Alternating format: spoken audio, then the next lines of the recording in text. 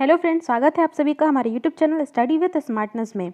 हम अपने लेक्चर्स में प्रकाश से रिलेटेड उसकी सारी प्रॉपर्टीज़ के बारे में हम बहुत अच्छे से विस्तार से पढ़ चुके हैं। प्रकाश का परावर्तन क्या होता है, अपवर्तन क्या होता है, प्रकाश की कितनी विमाएँ हैं, जितने भी स्नेह लॉज जो वगैरह सारी चीज़ें, सारे सिद्धांत हम पढ़ चुके हैं। आज हम उन्हीं थ्योरेटिकल पार्ट से रिलेटेड कुछ टॉप क्वेश्चंस एमसीक्यूज़ जो कि एग्जाम पॉइंट ऑफ व्यू से बहुत ही इंपॉर्टेंट है, उसमें हम आज कवर करने वाले हैं। चलिए देखते हैं दोस्तों, स्टार्ट करते हैं आज का चैनल। ऐसे क्वेश्चंस जो आपको एग्जाम में देखने ज़रूर मिलते हैं, और उन्हीं क्वेश्चन में से आपका फर्स्ट क्वेश्चन, मोटर कार के हेडलाइट में किसका उपयोग किया जाता है? ऑप्शंस है समतल दर्पण, उत्तल दर्पण, अवतल दर्पण या फिर डी उत्तल लेंस। इसका सही आंसर है, करेक्ट आंसर है आपका सी, अवतल दर्पण। अवतल दर्पण का उपयोग मोटर गाड़ियों के हेडलाइट्स में किया जाता है। चलते हैं नेक्स्ट क्वेश्चन की ओर। दर्पण से वस्तु का बड़ा प्रतिबिंब प्राप्त होता है?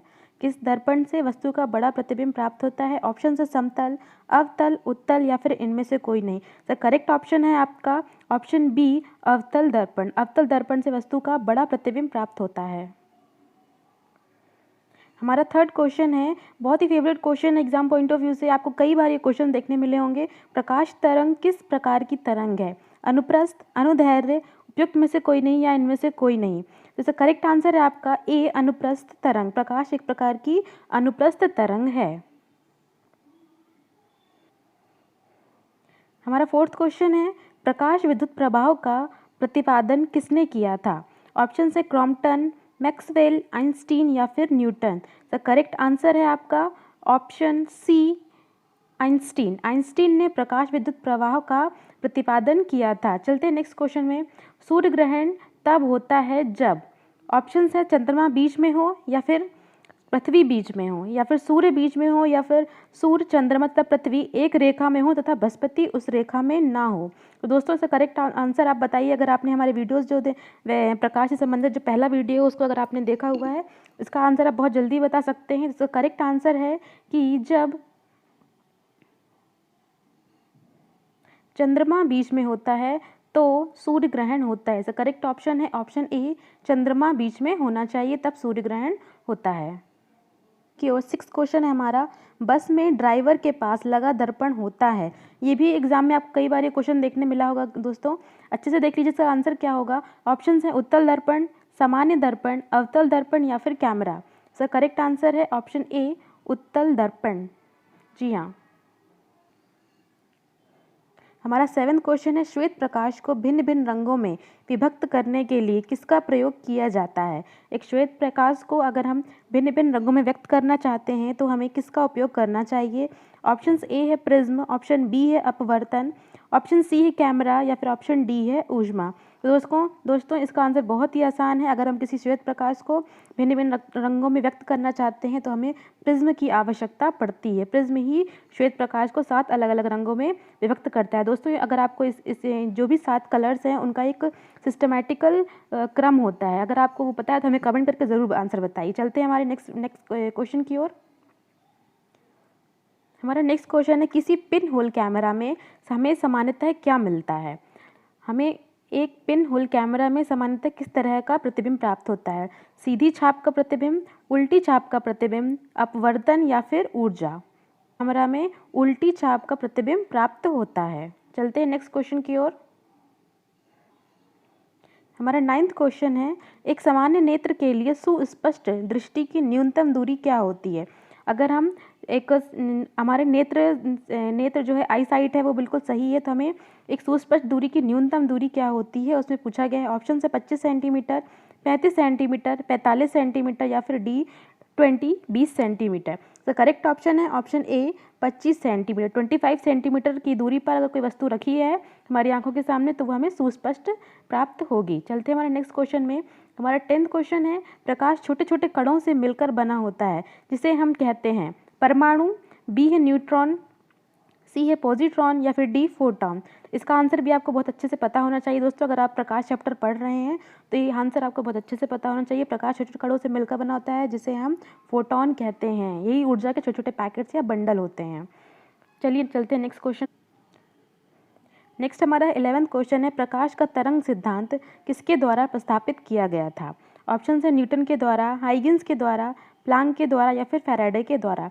करेक्ट ऑप्शन है हाइगेंस द्वारा। हाइगेन का प्रकाश का तरंगी सिद्धांत बहुत ही फेमस है, इसे आप लोग अच्छे से याद कर लीजिए। नेक्स्ट क्वेश्चन है हमारा, प्रकाश के विद्युत चुंबकीय स्वरूप की खोज किसने की थी? ऑप्शन है स्नेल, न्यूटन, मैक्सवेल या फिर यंग। तो करेक्ट आंसर है आंसर सी, मैक्सवेल ने विद्युत के चुंबकीय स्वरूप की खोज की थी। देखिए दोस्तों, दोनों ही जो क्वेश्चन हमने 11 और 12 देखे हैं, प्रकाश का तरंगी सिद्धांत हाइगेंस का है और प्रकाश का विद्युत चुंबकीय जो स्वरूप है, उस सिद्धांत है, वो मैक्सवेल ने दिया है। चलते हैं हमारे नेक्स्ट क्वेश्चन में। नेक्स्ट क्वेश्चन है, प्रकाश विद्युत प्रभाव का प्रतिपादन, प्रकाश विद्युत प्रभाव का प्रतिपादन किसने किया है? ऑप्शन है क्रॉप्टन, ऑप्शन बी है मैक्सवेल, ऑप्शन सी है न्यूटन, ऑप्शन सी है आइंस्टीन और ऑप्शन डी है न्यूटन। तो इसका करेक्ट आंसर है ऑप्शन सी, आइंस्टीन ने प्रकाश विद्युत प्रभाव का प्रतिपादन किया है। चलते हैं नेक्स्ट क्वेश्चन में। नेक्स्ट क्वेश्चन है हमारा 14 क्वेश्चन, माध्यम के तापमान में वृद्धि के साथ प्रकाश की गति में तापमान पर क्या प्रभाव पड़ता है? इसके ऑप्शन हैं बढ़ती है, प्रकाश की गति घट जाती है, वैसी ही रहती है अथवा सहसा गिर जाती है। तो करेक्ट आंसर है दोस्तों, वैसी ही रहती है। तापमान का प्रकाश की गति में कोई भी फर्क या प्रभाव नहीं पड़ता है। हमारा नेक्स्ट क्वेश्चन है, जल, कांच व हीरे में प्रकाश की चाल निम्न क्रम में होती है। प्रकाश की चाल किस क्रम में होती है जल, कांच और हीरे में सबसे अधिक? ऑप्शन ए है हीरा, कांच या जल, ऑप्शन बी है जल में ज़्यादा होती है, कांच में और फिर हीरे में, ऑप्शन सी है कांच, हीरा, जल और ऑप्शन डी है हीरा, जल और कांच। तो इसका सही ऑप्शन है ऑप्शन जल, कांच और हीरा। ऑप्शन बी इसका करेक्ट आंसर है। जल में सबसे अधिक होती है प्रकाश की चाल, उसके बाद होती है कांच में और फिर सबसे कम होती है हीरे में। देखिए दोस्तों, जो माध्यम की सघनता है उसका प्रकाश की चाल पर सीधा प्रभाव पड़ता है। माध्यम जितना अधिक सघन होगा, प्रकाश की चाल उतनी ही कम होगी। जैसे कि जल, कांच और हीरे में सबसे अधिक सघन माध्यम हीरा है, तो वहाँ प्रकाश की चाल सबसे कम होती है। नेक्स्ट क्वेश्चन है हमारा, सूर्य ग्रहण के समय सूर्य का कौन सा भाग दिखाई देता है? तो इसका ऑप्शंस हैं वर्णमंडल, किरीट या कोरोना, प्रभाव मंडल या कोई भी नहीं। तो करेक्ट आंसर है आंसर बी है, किरीट या कोरोना भाग हमें सूर्य ग्रहण के समय दिखाई देता है। नेक्स्ट क्वेश्चन है हमारा, पूर्ण सूर्य ग्रहण का अधिकतम समय कितना होता है? 250 सेकेंड, 460 सेकेंड, 500 सेकेंड या फिर 600 सेकेंड। तो करेक्ट आंसर है आंसर बी 660 सेकेंड। 660 सेकेंड के लिए होता है पूर्ण सूर्य ग्रहण। नेक्स्ट क्वेश्चन है, पानी से लटका कर बैठे हुए व्यक्ति को उसका पैर उठा हुआ और छोटा दिखाई पड़ता है, ऐसा किस कारण होता है? ऑप्शन है अपवर्तन के कारण या फिर परावर्तन के कारण, सी ऑप्शन है विवर्तन के कारण या फिर डी परिप्रेक्षण के कारण। तो करेक्ट आंसर है आंसर ऑप्शन ए अपवर्तन के कारण। देखिए दोस्तों, जहाँ पर भी धोखे की बात होती है वहाँ पर अपवर्तन के नियम लागू होते हैं, अपवर्तन के कारण ही ऐसा होता है। हमारा 19 क्वेश्चन है, जब प्रकाश की किरण विरल माध्यम से सघन माध्यम में जाती है तो वह सीधी दिशा में चलती है, अभिलंब की ओर झुक जाती है, अभिलंब से दूर हट जाती है या फिर इनमें से कोई नहीं। तो करेक्ट आंसर है कि जब भी प्रकाश की किरण विरल माध्यम से सघन माध्यम में जाती है तो वह अभिलंब की ओर झुक जाती है। नेक्स्ट क्वेश्चन है हमारा 20, एक गोलाकार वायु का बुलबुला किसी कांच के टुकड़े में अंतःस्थापित है। इस बुलबुले से गुजरती हुई प्रकाश की किरण के लिए वह बुलबुला किस तरह व्यवहार करेगा? तो यह अभिसारी लेंस की तरह व्यवहार करेगा। ऑप्शन बी है अपसारी लेंस, ऑप्शन सी है समतल अभिसारी लेंस या फिर ऑप्शन डी समतल अपसारी लेंस। तो करेक्ट आंसर है आंसर डी, अपसारी लेंस की भांति यह व्यवहार करता है। नेक्स्ट क्वेश्चन है हमारा, यदि दो समतल दर्पण एक दूसरे से 180 डिग्री के कोण पर रखे हुए हैं तो कुल बनने वाले प्रतिबिंबों की संख्या कितनी होगी? 1, 5, 2 या फिर आदि। तो करेक्ट आंसर है आंसर ए 1, अर्थात यदि दो समतल दर्पण 180 डिग्री के एंगल पर रखे हुए हैं तो उनके बीच एक प्रतिबिंब ही बनता है। नेक्स्ट क्वेश्चन है हमारा, एक समतल दर्पण की वक्रता त्रिज्या क्या होती है? ऑप्शन है अनंत, ऑप्शन बी है शून्य, ऑप्शन सी है गोली दर्पण से कम, ऑप्शन डी है गोली दर्पण से कुछ अधिक। तो करेक्ट आंसर है ऑप्शन ए अनंत। एक समतल दर्पण की वक्रता त्रिज्या अनंत होती है। नेक्स्ट क्वेश्चन है हमारा, धूप के चश्मे की क्षमता कितनी होती है? 0 डायोप्टर, 1 डायोप्टर, 2 डायोप्टर या फिर 4 डायोप्टर? तो करेक्ट आंसर है 0 डायोप्टर। 0 डायोप्टर धूप के चश्मे में उसमें आवश्यकता नहीं होती है। प्रकाश के कणिकावाद सिद्धांत का प्रतिपादन किसने किया था? इसका ऑप्शन है न्यूटन, ऑप्शन बी है हाइजेनबर्ग, ऑप्शन सी है डी ब्रॉगली या फिर ऑप्शन डी है अल्बर्ट आइंस्टाइन। तो करेक्ट आंसर है प्रकाश के कणिकावाद सिद्धांत का प्रतिपादन न्यूटन ने किया था। तो हमारा नेक्स्ट क्वेश्चन है, प्रोजेक्टर में किस लेंस का उपयोग किया जाता है? उत्तल लेंस, अवतल लेंस, द्विध्रुवीय लेंस या फिर दोनों, 1 और 2? तो करेक्ट आंसर है उत्तल लेंस। उत्तल लेंस का उपयोग प्रोजेक्टर में किया जाता है। नेक्स्ट क्वेश्चन है, दर्पण की चौड़ाई को दर्पण का क्या कहा जाता है? फोकस, ध्रुव, द्वारक या फिर इनमें से कोई नहीं? सर करेक्ट ऑप्शन है ऑप्शन सी द्वारक।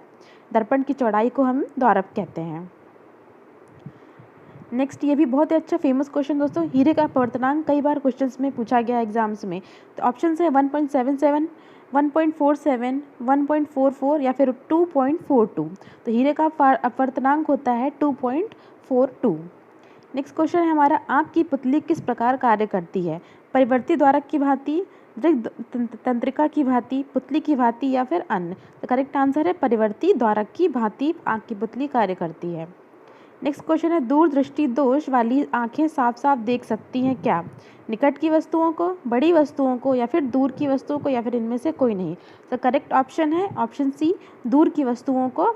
जो भी दूरदृष्टि वाली दोष व्यक्ति की आंखें होती हैं वो दूर की वस्तुओं को साफ साफ देख सकती हैं। नेक्स्ट क्वेश्चन है हमारा, इस वीडियो का आखिरी क्वेश्चन है दोस्तों, वास्तविक सूर्यास्त और आभासी सूर्यास्त के बीच लगभग कितने मिनट का अंतर होता है? तो करेक्ट आंसर है ऑप्शन ए 2 मिनट। 2 मिनट का अंतर होता है। Thank you for watching classes. आपके लिए बहुत बहुत धन्यवाद है हमारे वीडियो को देखने के लिए। बने रहिए हमारे चैनल के साथ और हमें मोटिवेशन के लिए लाइक, शेयर और सब्सक्राइब करना बिल्कुल भी ना भूलें। Thank you.